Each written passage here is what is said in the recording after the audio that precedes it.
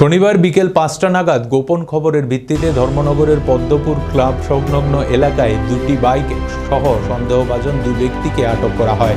এরপর স্থানীয়দের উপস্থিতিতে আটককৃত দুই যুবককে তল্লাশি চালালে তাদের কাছ থেকে মোট ১২ গ্রাম হেরোইন উদ্ধার হয়। আটককৃত দুই যুবক হলেন বলাই আলী এবং নৃপেশ শব্দকর। উভয়ের বাড়ি পানিসাগর মহকুমার উপখালী সিলেটি ক্যাম্প সংলগ্ন এলাকায়। এসপি ভানুপদ চক্রবর্তী জানিয়েছেন, তাদের কাছ থেকে পাওয়া হেরোইনগুলোর কালোবাজার মূল্য প্রায় ১,২০,০০০ টাকা হবে। তাদের বিরুদ্ধে ধর্মনগর থানায় পুলিশ একটি NDPS মামলা হাতে নিয়ে তদন্ত শুরু করে। দুজনকে আপনারা আটক করে থানাতে নিয়ে গেছেন, ওদের কাছ থেকে কি পাওয়া গেছে, কতটুকু মাল পাওয়া গেছে? দুজন যাদেরকে আটক করা হয়েছে, একজন হলো বলাই আলী আর একজন হলো নৃপেশ শব্দকর। দুজনের বাড়ি Sylheti camp under Panisagar PS।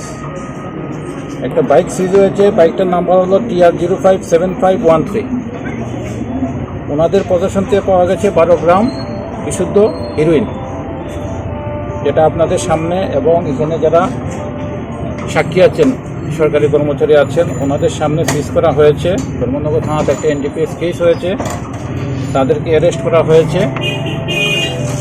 তো আমরা দেখছি বাকি কে কে যুক্ত আছে। স্যার, মালগুলো কোথা থেকে ক্রয় করেছে মালটা, আর কোথায় নিয়ে যাওয়ার কথা ছিল? আপনাদের কাছে কি খবর রয়েছে? ধর্মনগরে নিয়ে আসা হচ্ছিল বিক্রি করার উদ্দেশ্যে।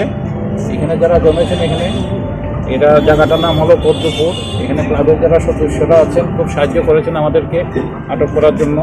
ক্লাবের সদস্যদের আমি কৃতজ্ঞতা জানাই। আর পাশাপাশি আমি এখন ওনাদের সঙ্গে আলোচনা করব কী করে ড্রাগের যে সমস্যাটা যেটা আছে কী করে কমানো যায়। খুব ভালো একটা পদক্ষেপ হয়েছে। যে মালটা সিজ হয়েছে প্রায় ১,২০,০০০ টাকা মালটার বাজার দর যেটা আছে আর কি, কালো বাজারের মূল্য। অনেকগুলো মানুষ বেঁচে যাচ্ছে, কারণ কেউ না কেউ তো এগুলো কনজামশনের জন্য নিয়ে আসছিল। আর তাকে যে প্রশ্ন করেছেন সেটার উত্তরটা আমরা ইনভেস্টিগেশন বের করব।